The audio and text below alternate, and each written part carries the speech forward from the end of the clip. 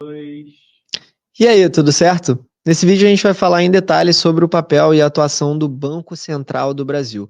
Em diversos vídeos eu vou me referir ao Banco Central aqui ao longo do curso, porque é importantíssimo olhar para os passos do Banco Central e para a sinalização que é dada por parte do Copom, o Comitê de Política Monetária, que contempla os diretores do Banco Central. A gente vai ter uma aula aqui no módulo 3 falando especificamente sobre o Copom, para você entender a dinâmica das taxas de juros, né? Então, o Banco Central, através do Copom, é responsável por definir a taxa de juros Selic meta, né? Ou seja, a taxa de juros básica da nossa economia, que vai acabar norteando ali o comportamento dos ativos de renda fixa, o comportamento dos ativos de renda variável, e também em relação às expectativas de inflação. Então, a gente vai ver no módulo 3, quando for falar mais em detalhes sobre política monetária, a relação entre inflação e taxa de juros e o papel do Banco Central nesse contexto. Mas, por hora, é importante que você saiba aqui que o Banco Central é o principal órgão executor que vai atuar em parceria com o Conselho Monetário Nacional para a execução das políticas monetárias, creditícia e a política cambial também. Então, é muito importante de entender isso, né? Porque está aí a diferença de atuação do CMN para o Bacen. O CMN é um órgão que formula, que orienta, que cria normas, é um órgão que coordena, enquanto o Bacen é um órgão que executa, tá? E eles têm que atuar em consonância, né? Porque o Bacen ele vai executar as políticas que o CMN formula. Então é muito importante da gente entender isso. Produção, pode jogar aí na tela 7 para a gente falar aqui agora no slide sobre o Banco Central do Brasil. E a questão de prova certa, Banco Central, na tua avaliação, beleza? Bom, dito isso, né, vamos passar aqui e falar sobre os principais objetivos do Banco Central. Eu já disse que ele é o executor das orientações e das normas do CMN, mas o principal objetivo de um Banco Central, seja ele qual for, né, é a estabilidade de preços. O que significa a estabilidade de preços? Significa que o Banco Central vai controlar os preços da economia? Claro que não.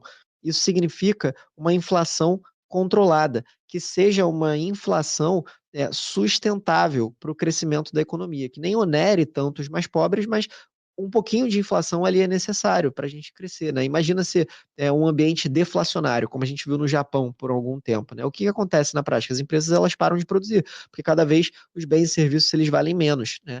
Por outro lado, quando a gente está olhando aqui para a inflação no Brasil, que tem um histórico ali até antes do Plano Real de hiperinflação, etc., a gente já flertou com inflação de 2 dígitos em muitos momentos da nossa história recente. Esse ponto aqui é extremamente importante. Então, o mandato do Banco Central, em primeiro plano, é garantir a estabilidade de preço. E justamente por conta disso que a gente tem um regime de metas de inflação, que são definidas pelo Conselho Monetário Nacional, e o Banco Central ele tem autonomia para definir a taxa de juros. A taxa de juros é o principal mecanismo para combater uma inflação acelerada, tá? Da mesma maneira que quando a gente tem uma inflação muito baixa, controlada, o Banco Central ele pode baixar os juros, né, e estimular um pouco mais a economia. A gente vai ver essa dinâmica especificamente no módulo 3, mas por hora é importante que você saiba que a estabilidade de preço é o principal objetivo de qualquer banco central. Além disso, outros objetivos secundários, manter as reservas internacionais no nível adequado. Então, o Brasil ele tem até uma quantidade robusta de reservas internacionais. Isso foi obra, né? Foi adquirido lá atrás, quando o Henrique Meirelles estava na presidência do Banco Central, durante o governo Lula.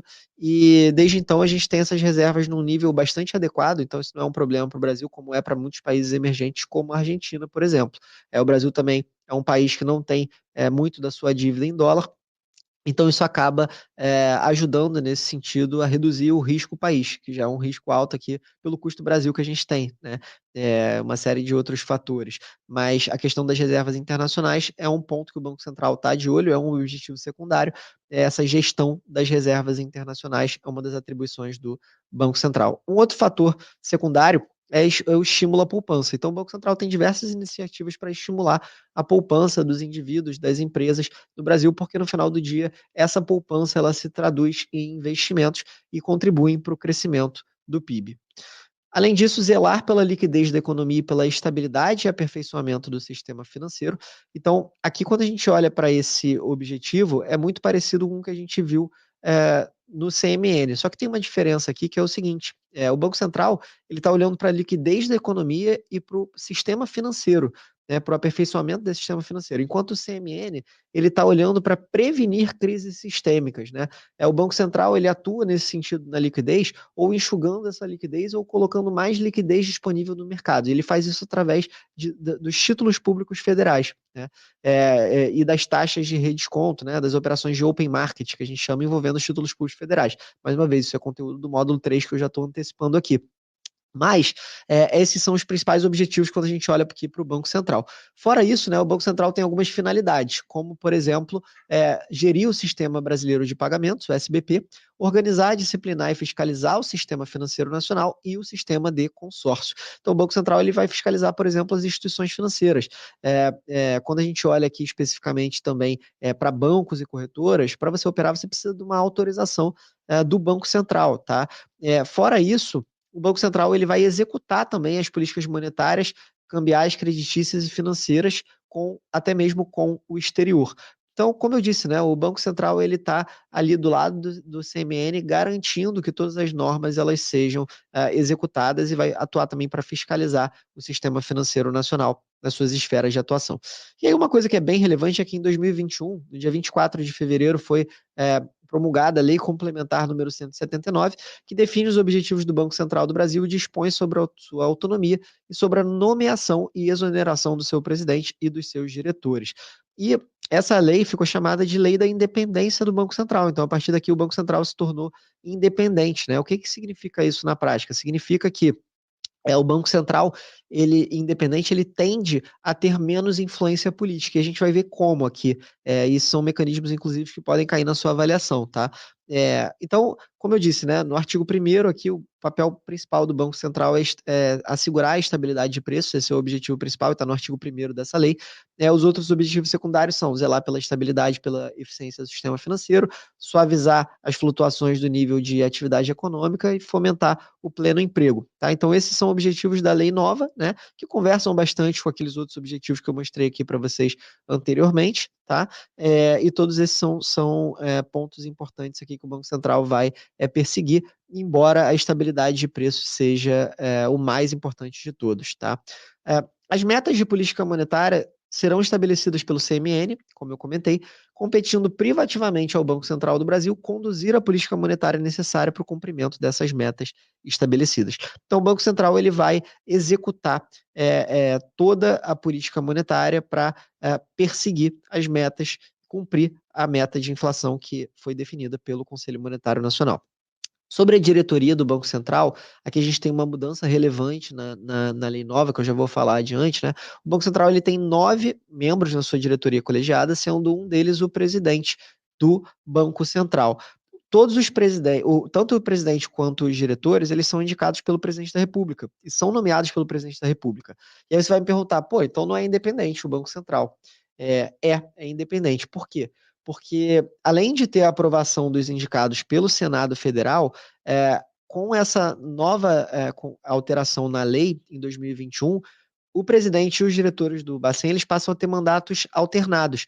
O que isso significa na prática? Significa que o mandato do presidente do Banco Central do Brasil ele começa no dia 1º de janeiro do terceiro ano de mandato do presidente da República e dura 4 anos. Então, você tem a eleição no meio do mandato do presidente do Banco Central.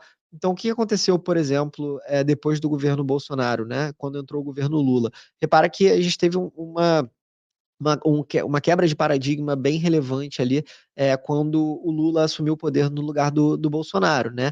E o presidente do Banco Central anterior foi o Roberto Campos Neto, indicado pelo Bolsonaro, que inclusive se envolveu numa polêmica porque vestiu a camisa do Brasil no dia das eleições. Então, essa polêmica ela criou um patamar ainda mais relevante na medida que o governo em si atacou o Campos Neto por conta da taxa de juros alta no início do mandato do governo Lula, enfim. Então, de certa forma, isso funciona para inibir uma influência política do governo. Então, o Lula teve que aceitar o Roberto Campos Neto como presidente do Banco Central, ele gostando ou não, né? Assim como o próximo presidente da República, se não for um presidente alinhado com os valores do governo Lula, vai ter que aceitar o próximo presidente do Banco Central, que vai ser indicado pelo governo do PT. Então, essa é a relevância da gente ter um Banco Central independente, a gente não confundir a atuação do governo, né, o que está acontecendo em Brasília, e as vontades do governo que está ali no poder, com um trabalho técnico que deveria ser o trabalho do Banco Central. Tá bom? Então, essa é a relevância da gente ter se tornado um Banco Central independente. A gente passou por uma primeira prova de choque, que foi justamente, né, essa alternância de poder depois do governo Bolsonaro, e o Banco Central ele continuou, permaneceu independente, e entendo que realmente essa é a melhor estrutura para um Banco Central. E olhando para países desenvolvidos e países que podem trazer algum exemplo aqui para o Brasil, as estruturas que costumam funcionar melhor são estruturas de Banco Central independente para você justamente conseguir trazer o trabalho técnico associado à política monetária. Além disso, os mandatos dos diretores dos bancos centrais também terão do Banco Central do Brasil também terão duração de 4 anos, com nomeação de 2 novos diretores a cada ano. Então, o que que acontece, né? O governo ele só indica 2 diretores a cada ano para o Banco Central, né? E você está tendo sempre essa alternância, tá? Então, no final do governo, no último ano, de fato, ele vai ter indicado, né, 8 diretores, tá? Só que ele vai demorar o mandato inteiro para conseguir fazer isso, né? E aí, logo na sequência, vai ter um presidente novo que vai poder indicar mais 2 diretores do Banco Central. Então, o poder de influência do governo diminui consideravelmente nessa nova estrutura do Banco Central, tá? Um outro ponto que é relevante que mudou com a atualização da lei em 2021 é que anteriormente, né, desde 2004, o presidente do Banco Central tinha o status de ministro do Estado e agora não tem mais, ele fica apenas como presidente do Banco Central, é um cargo de natureza especial, então não tem mais essa questão do cargo de ministro de Estado.